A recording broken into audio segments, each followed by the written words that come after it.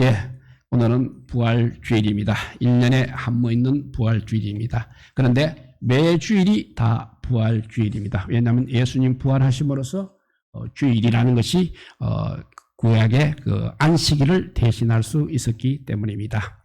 그래서 우리 예수님의 부활은 우리 기독교가 자랑한 최대 진리라고 할 수 있는 것입니다. 이 진리가 너무 존귀하기 때문에 가짜 부활도 많이 생겨났습니다. 이 땅의 진품은 언제나 이렇게 가짜가 있기 마련인 것입니다. 예수님의 부활도 이단들이 가짜 부활론을 주장하면서 우리를 지금도 미혹하고 있습니다. 이런 예화가 있습니다. 존 스미스라는 사람이 미국에서 악명 높은 사기꾼이고 건달이었습니다. 한 번은 보스턴에서 워싱턴 DC로 가는 기차를 탔습니다. 역시 무임승차를 했습니다.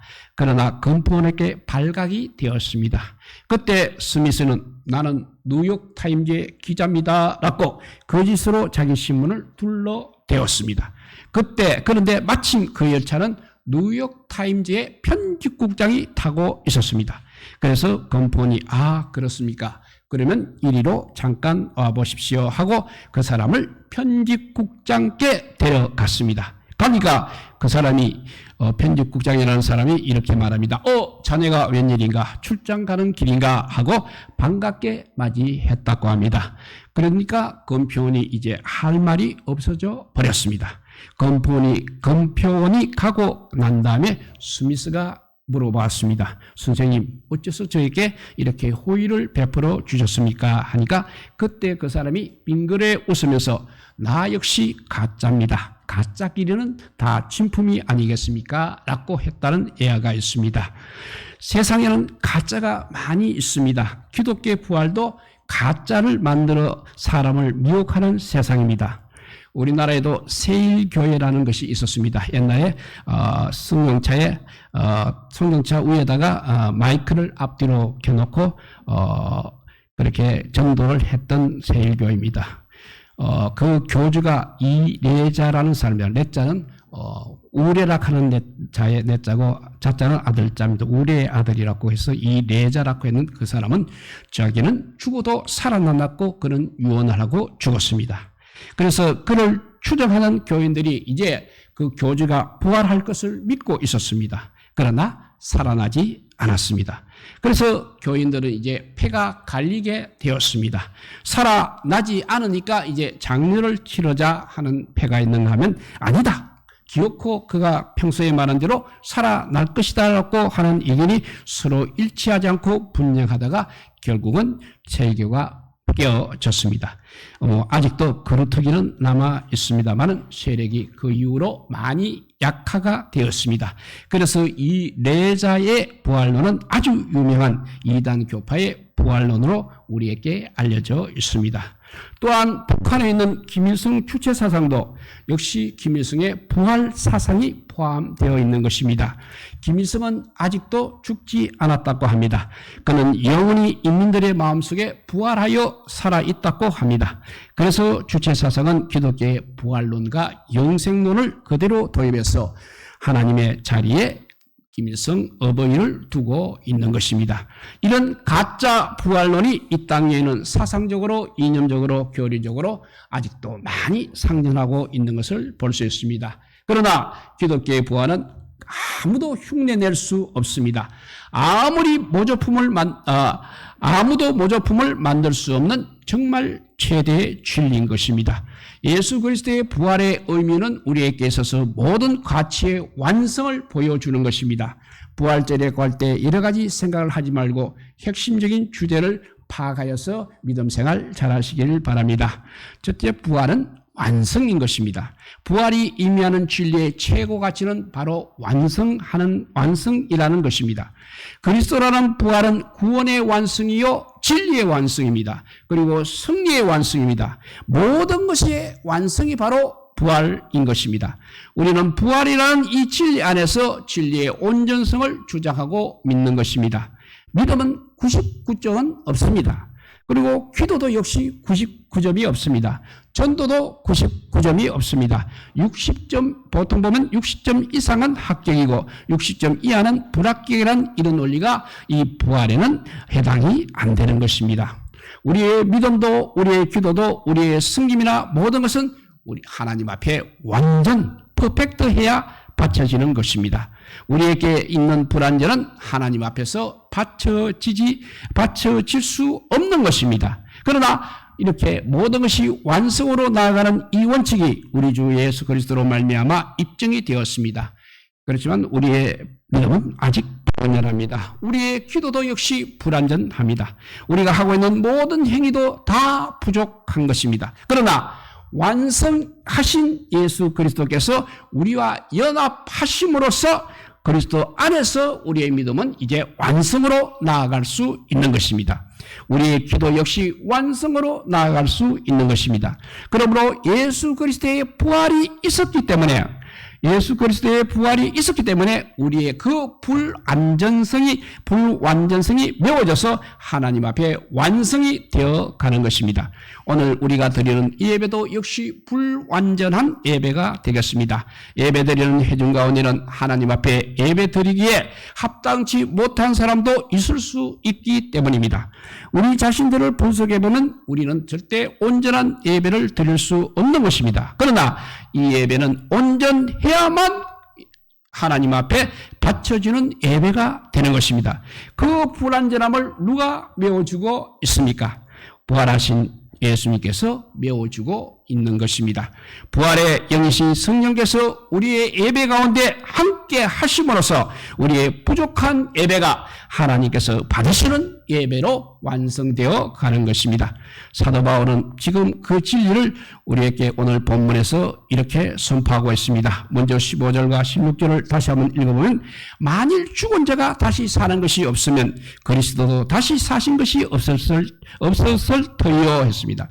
예수님을 믿고 죽은 성도들이 부활하는 일이 없다면 예수님 역시 부활할 필요가 없다는 것입니다. 그리스도의 부활은 바로 우리의 부활을 완성시켜 주는 것입니다. 또 17절을 보면 그리스도께서 다시 사신 일이 없으면 너희의 믿음도 헛되고 너희가 여전히 죄 가운데 있을 것이요 했습니다. 그러면 우리의 믿음도 헛되며 사죄도 무효가 된다는 것입니다. 예수님께서 부활하셔야 우리의 믿음이 진실해지고 우리의 죄사함 받는 것도 유효하게 되는 것입니다. 19절에 만일 그리스도께서 우리의 바라는 것이 다만 이 생뿐이면 모든 사람 가운데 우리가 더욱 불쌍한 자라고 했습니다. 그리스도의 부활이었다면 예수님을 믿고 고난을 받으며 수고하는 우리의 믿음의 삶 자체가 다 헛된 것이라고 이렇게 논증하고 있는 것입니다. 그러니까 예수님의 부활이 있어야 모든 것이 완성이 된다는 것입니다. 이렇게 부활은 완성이라고 했습니다. 모든 것이 완성되기 위해서 부활이 있어야 한다는 것입니다. 두 번째, 부활은 삶이 되겠습니다. 그러므로 우리에게 있어서는 부활을 기뻐하고 축하하고 감사하고 부활의 주님께 경배하는 이것으로 그치는 부활이 되면 안 되는 것입니다. 기독교의 부활은 부활의 삶을 우리에게 요구하고 있는 것입니다. 부활하신 예수 그리스도께서 우리의 생각 속에 함께 있기를 원하고 있습니다. 또 우리의 심령에 함께 있기를 원하고 있습니다. 우리가 일하는 현장에 부활의 주님이 오셔서 도우시고 인도하시고 복주시기를 원하고 있는 것입니다. 부활의 주님이 우리와 함께 하셔서 우리가 부활의 삶을 살기 원하고 있는 것입니다. 그래서 기독교인 시인 황금찬 씨라는 분이 있습니다. 그분이 부활의 노래라는 유명한 시를 남겼습니다. 한대모만 소개해보면 예수님은 무덤에 있지 않고 하늘에 계시며 다시 부활을 믿는 사람들에게 믿음 안에 계시느니라고 했습니다. 부활하신 주님은 지금 하늘에 계시고 믿음 안에도 계십니다. 그런데 부활의 주님을 믿는 그 성도의 믿음 안에 계신다고 그렇게 노래를 했습니다. 참 아름다운 시입니다. 부활의 주님은 우리 믿음 안에서 우리와 함께 살기를 원하고 계십니다. 우리와 함께 또 일하시기를 원하고 계십니다. 우리와 함께 활동하시기를 원하고 계십니다. 우리가 부활의 삶을 사는 것을 말하고 있는 것입니다. 기독교의 부활은 모조품을 만들 수가 절대 없는 것입니다. 왜 그런가 하면 십자가를 통한 부활이기 때문입니다. 예수 그리스도의 부활은 아무도 흉내낼 수 없는 일입니다. 메시아만이 진 십자가이며 메시아만이 부활하신 사실입니다. 그러므로 부활의 진리는 우리에게 정말 중대한 교리이며 진리로 다가오는 것입니다. 부활하신 날 아침에 무덤에 찾아갔던 막달라 마리아는 바로 그 부활하신 주님으로부터 중요한 메시지를 듣게 됩니다. 그 중요한 메시지를 우리 이 시간도 우리 모두가 들을 수 있기를 바랍니다. 마리아가 들은 메시지는 세 마디입니다. 첫 번째 메시지는 마리아여 무서워 말라고 하셨습니다. 걱정과 근심과 염려의 도전을 받은 우리들에게, 정말 불완전한 이 세상을 사는 우리들에게, 질과 가난과 굶주림과 죽음의 고통을 앓고 있는 우리들에게 부활하신 주님께서는 자기를 만나러 온 막달라 마리아에게 무서워 말라고 하셨습니다. 진실로 우리를 불안하게 하고 우리를 억압하고 우리를 고통스럽게 하는 모든 삶의 현장에서 무서워 말라, 두려워 말라고 하시는 부활하신 우리 주님의 음성을 반드시 들으시기 바랍니다. 첫째 말씀이 마리아여 무서워 말라. 두 번째는 그가 여기 계시지 않고 살아나셨느니라는 것입니다. 예수님께서는 분명히 살아나셨다고 주님의 사자가 일러 주었습니다. 우리는 그래서 무덤이 없는 종교입니다. 그분이 주님께서 살아나셨기 때문입니다. 무덤 자체가 없는 것이 아니라 빈 무덤의 종교인 것입니다. 예수 그리스도는 지금 무덤에 계시지 않습니다. 살아나셔서 하늘에 계십니다. 만왕의 왕으로 지금도 우리의 경배를 받고 계십니다. 그리고 땅 위에 있는 자의 믿음 속에 함께 역사하고 계십니다. 살아계신 주님이신 것입니다. 그 살아계신 주님을 믿는 살아있는 신앙인들이 다 되시기를 바랍니다. 세 번째 음성은 이제 가서 제자들에게 이 소식을 전하라고 했습니다. 부활의 소식을 전하라는 것입니다. 이 아름다운 부활의 아침에 들었던 주님의 메시지는 우리가 부활절마다 살아가면서 늘 새기고 들어야 되는 주님의 음성인 줄 믿으시기 바랍니다. 첫째, 무서워 말라. 두 번째, 살아나셨느니라. 세 번째, 이 소식을 전하라. 이 말씀이 항상 부활절마다 또 우리가 살아가면서 우리 가슴속에 울리는 말씀이 되시기를 바랍니다. 우리 주님께서 십자가에서 운명하신 후 부활하시기까지는 날짜로는 3일간입니다. 시간으로는 금요일 오후 3시부터 일요일 새벽까지로 봐서 대략 35시간 내로 우리가 짐작할 수 있습니다. 주님은 고요히 무덤에 계신 시간입니다. 그러나 이 지상에서는 매우 분주한 시간이었습니다. 아마 그날의 안식일보다 긴장이 감돌던 안식일은 아마 없었을 것입니다. 대제사장을 비롯한 무리들은 과연 예수님이 살아나실 것인가, 또 살아난다면 어떻게 할 것인가, 긴장과 두려움에서 보낸 토요일 즉 안식일입니다. 마리아와 여인들, 제자들도 주님이 평소에 살아나리라고 하신 말씀을 염두에 두고 있으면서도 초초와 긴장 속에 보낸 안식일이었습니다. 그야말로 안식일이 아니라 초초와 긴장, 불안 등으로 지센 안식 없는 안식일이 되었던 것입니다. 사실 예수님은 이제 안식일을 종지부 찍게 되는 새로운 주의 날을 창조하셨습니다. 그것이 부활로 마침내 이루어졌던 것입니다. 예수님께서 부활하신 날 아침에 먼저 활동한 사람은 여자들이었습니다. 막달라 마리아와 다른 여인들이었습니다. 그들은 예수님의 무덤을 찾아갔습니다. 부활의 아침입니다. 그런데 그 아침 그 무덤에는 정말 너무나 신기한 일들이 많이 일어나고 있었습니다. 첫째, 신기한 돌이 있었습니다. 돌이 무덤에서 옮겨져 있었습니다. 사람이 할 수 없는 일입니다. 돌은 무덤에 출입하는데 절대 방해물인 것입니다. 그리고 군병들이 무덤을 지키고 있었습니다. 그런데 옮겨져 있었습니다. 천사가 그들을 불러내었다고 했습니다. 두 번째, 신기한 무덤입니다.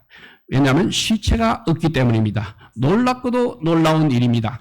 빈 무덤인 것입니다. 빈 무덤이야말로 기독교의 최대의 신비라 할 수 있는 것입니다.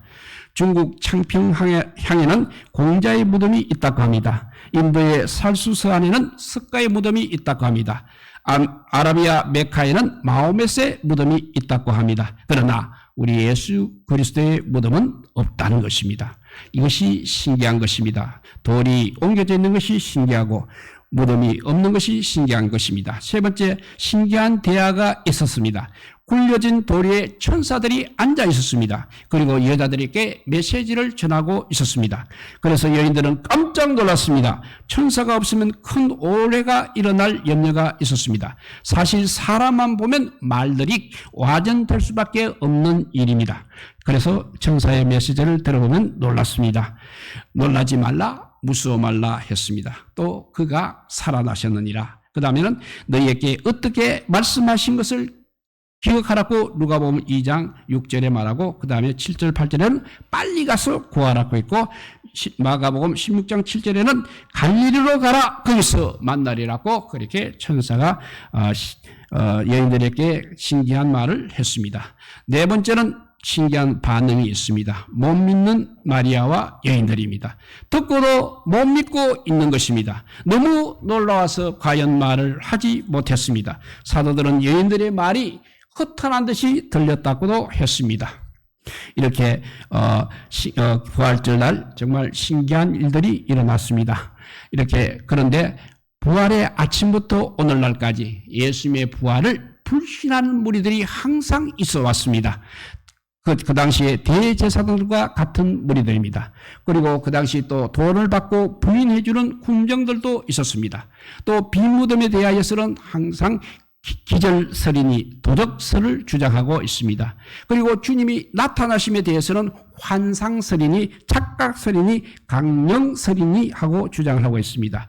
그래서 일반적으로 보게 되면 사기설이니 신화설로 돌리고 있는 현실입니다. 그러나 주님께서는 11번이나 사람들에게 나타나셨습니다. 40여일간 자신의 죽음을 확정시켜 주신 후에 성천하셨습니다. 주님의 부활은 반대하면 반대할수록 더욱 명확한 사실로 나타나고 있는 것입니다.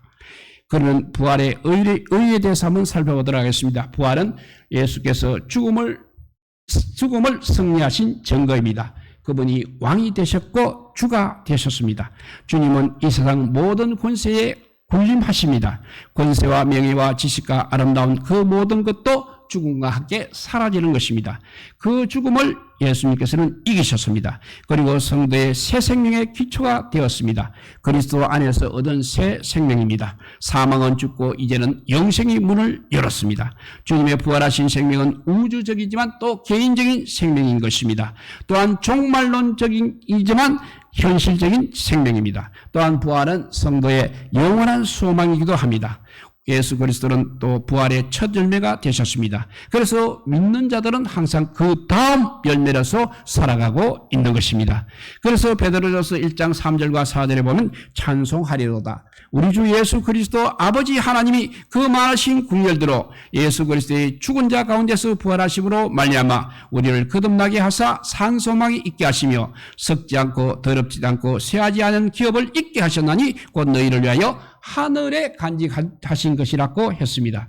죄인으로 죽거나 의인으로 사는 것입니다. 추하게 죽거나 영화롭게 사는 것입니다. 미움으로 죽거나 사랑으로 사는 것입니다. 썩어지는 죽음이나 썩어지는 죽음입니다만 영광 기업으로 사는 것입니다. 이제 말씀을 정리해 봅니다. 부활은 묵은 생명의 회복이 아닙니다. 새로운 창조의 시작인 것입니다. 또 죽음에 대한 자유의 축제라는 말로 표현하는 사람도 있습니다. 부활하신 주님을 믿는 성도들은 자유의 삶을 누리고 새로운 창조의 사역을 누려야 하는 것입니다. 부활은 완전한 죽음에서 새 생명의 창조로 이어지는 것입니다. 시들어지는 것이 아니라 회복되는 것이 시들어진 것이 회복되는 것이 아닙니다. 기절한 상태에서 살아나신 것이 아닙니다. 완전한 죽음에서 새롭게 지어진 새 생명의 역사인 것입니다. 이것은 우리의 신앙생활에 늘 함께 적용되어야 할 원리인 것입니다. 우리는 흔히 기독교의 은혜를 그냥 수선의 은혜 개념 정도로 보는데 그렇지 않다는 것입니다. 먼지가 묻은 운동화를 툭툭 들어서 새 운동화로 수선해 만드는 것이 기독교의 은혜의 개념이 아니라는 것입니다. 하나님께서 우리에게 주신 은혜는 이전 것을 수리해서 주시는 은혜가 아니고 바로 오늘의 은혜를 하늘에서 바로 내려주시는 정말 새로운 은혜인 것입니다. 그러므로 우리가 이전에 연관시켜서 신앙생활을 하지 말라는 것입니다. 오늘의 은혜 안에서 감사하고 오늘 내가 주님 앞에 새로워진 존재처럼 새 힘을 받아서 새 은혜를 받아서 새롭게 살아가는 부활 신앙인들이 다 되시기를 우리 주님의 이름으로 축복드립니다. 기도하겠습니다. 사랑의 하나님 감사합니다.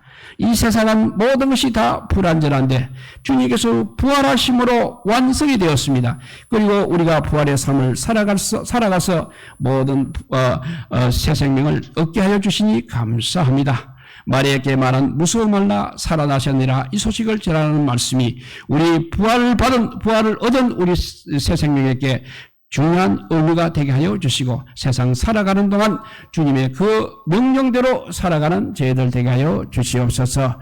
그래서 영원한 새 생명을 향해서 오늘도 달려가서 주님의 뜻에 합당한 삶을 사는 저희들 되게 하여 주시고 정말 주의 날에 백성이 된 저희들이야말로 정말 축복받은 백성이요 정말 부활이야말로 진리 중에 진리임을 우리가 늘 깨닫게 하여 주시기를 간절히 빌고 원하올 때 우리 구주 예수 그리스도 이름으로 기도드리옵나이다. 아멘. 예, 이제 특수